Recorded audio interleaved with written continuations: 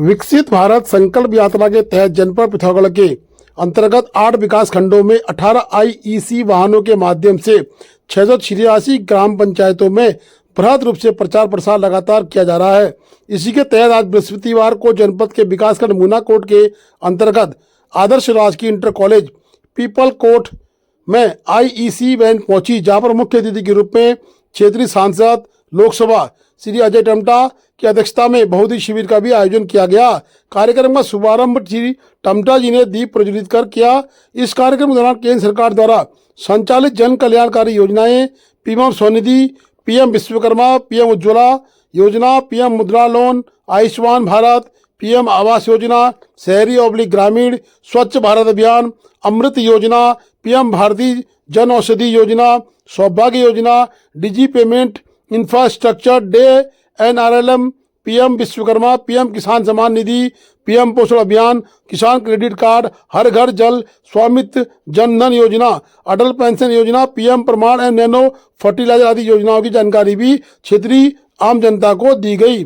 सांसद ने अपने संबोधन में कहा कि माननीय प्रधानमंत्री जी का विजन है कि जिन जरूरतमंदों को आज तक किन्हीं कारणों से जन उपयोगी योजनाएं का लाभ नहीं मिल पाया, उन्हें भी लाभ मिले ताकि उनके जीवन स्तर में अभूतपूर्व सुधार हो सके। उसके उपरांत शपथ ग्रहण समारोह भी किया गया और इसी के लिए भारत को 2047 तक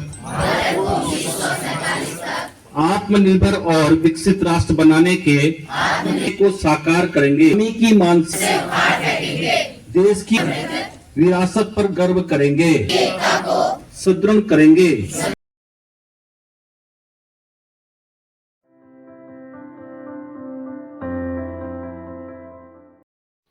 ना समझो हमको बस चार, पूरे गांव का है जमीन पर अधिकार। इस तरह के स्लोगनों को लेके कल निकट राजा मोटर्स हाट में धारचूला के हाट गांव निवासी करेंगे अतिक्रमण के खिलाफ संघर्ष। आर्मी के द्वारा हाट गांव की जो जमीन लीज पर ली गई थी वो रिलीज नहीं करने के विरोध में एसडीएम को ज्ञापन दे दिया गया है। कल से धरना प्रदर्शन शुरू होगा। खोतिला के ग्रामीणों ने तटबंध बनते ही रास्ते की निर्माण की मांग भी कर ली है। खोतिला के ग्रामीणों का कहना है कि आपदा के काल से कई वर्षों से रास्ता लंबित पड़ा है और इस रास्ते से छोटे छोटे बच्चों का आवागमन होता है। बच्चों के आवागमन में बड़ी दिक्कतों का सामना करना पड़ता है। भूपेंद्र थापा व्यापार संघ अध्यक्ष ने भी इनकी पैरवी की। साथ में विधायक प्रतिनिधि निरूप सिंह गरब्याल भी थे, रंग कल्याण संस्था के दीपक रोंकली थे, अशोक नबियाल जी थे, राजन नबियाल जी थे, कृष्णा गरब्याल साहब यहाँ मौजूद थे, रुकुम सिंह बिष्ट, नारायण दरियाल इत्यादि मौजूद थे। रास्ते के लिए भी तत्काल उप जिलाधिकारी ने वार्ता की है और उन्होंने बताया है कि सिंचाई विभाग के द्वारा 59 करोड़ का एस्टीमेट भेज दिया गया है।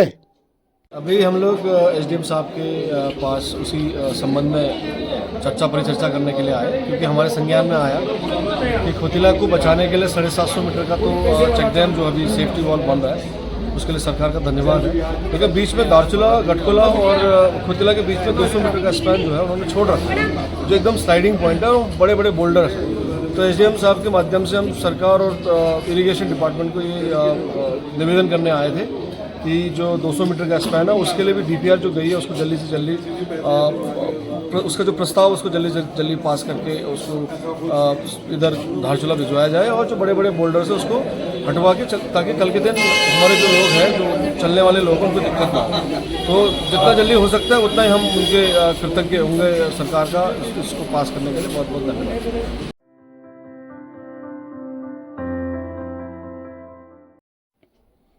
राष्ट्रीय ग्राम स्वराज अभियान 2023-24 पंचायत प्रतिनिधियों एवं कार्मिकों का प्रशिक्षण कार्यक्रम आज धारचूला के ब्लॉक हॉल में हुआ। 3 दिवसीय उक्त कार्यक्रम में आज पूर्व ब्लॉक प्रमुख होशियार खैर, साथ में बीडीसी मेंबर देवेंद्र सिंह और पंचायत के कर्मचारी मौजूद रहे। इस कार्यक्रम को गीतांजलि गोकर्ण सेवा संस्थान पिथौरागढ़ द्वारा आयोजित किया गया। स्वरोजगार अभियान 2023 के अंतर्गत पंचायत प्रतिनिधियों को 3 दिवसीय प्रशिक्षण का शुभारंभ क्षेत्र पंचायत सदस्य देवराज सिंह द्वारा किया गया।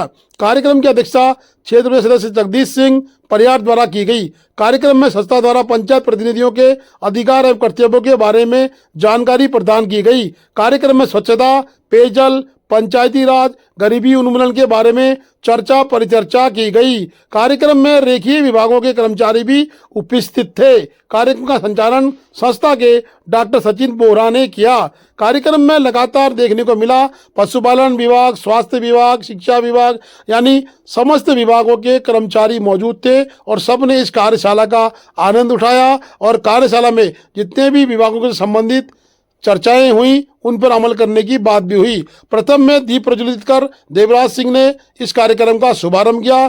कार्यक्रम के शुभारंभ के बाद राष्ट्रीय ग्राम स्वराज अभियान की बारे में विस्तृत चर्चा लोगों को बताई गई। उक्त कार्यक्रम में स्थानीय स्तर पर काफी लोग मौजूद थे। पूर्व में होशियार सिंह खैर, मनोज इत्यादि इस कार्यक्रम का संचालन और इस कार्यक्रम को कर रहे थे।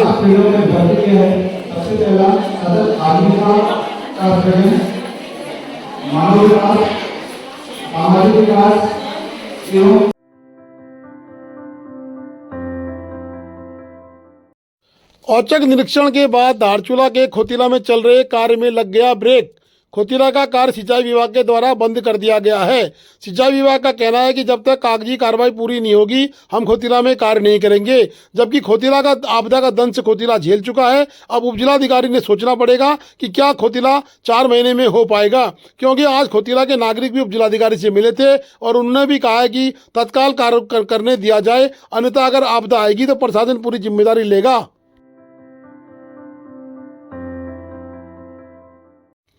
जमीनों में बने हैं मकान पर स्वामित्व नहीं मिला है आज तक।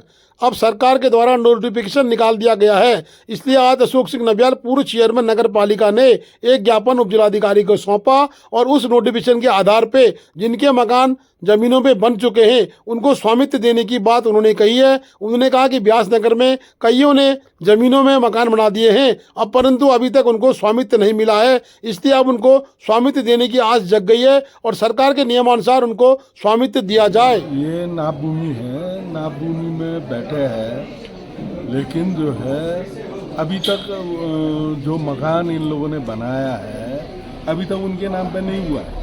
तो गजट नोटिफिकेशन निकला जिसके जो है अध्यक्ष सुबोध उनियाल जी कृषि मंत्री है, उनका दोबारा ज्ञापन निकला। अब 13 जिलों में से केवल 3 जिलों ने अपनी रिपोर्ट सौंपी, अन्यथा क्योंकि ये यहाँ के सीधे साधे लोगों को मालूम था नहीं, तो कल परसों हमारे संज्ञान में आया तो हमने कहा कि ये नाम पे होना चाहिए। बाकी प्रयास हम सुबोध उनियाल जी से भी करेंगे और यदि हो जाता है, क्योंकि खोतला में वो लोग रहते हैं जो बहुत गरीब परिवार के, ये जो है 82-83 से वहाँ अपना मकान बना के रहते हैं, लेकिन अभी तक नाम में नहीं हुआ।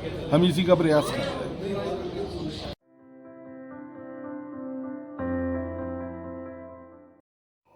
11वीं वाहिनी सशस्त्र सीमा बल डीडीआर के कमांडेंट श्री मधुकर अमिताभ के दिशा निर्देश पर सीमा चौकी सशस्त्र सीमा बल धारचूला के समन्वय प्रभारी श्री अभिरंजन कुमार द्वारा ग्राम सभा कोटरा व गुंजी कम्युनिटी हॉल धारचूला में सिविक एक्शन प्रोग्राम के तहत कुर्सी और टेबल का वितरण किया, जिसमें सभी गांवों के ग्रामवासी उपस्थित थे।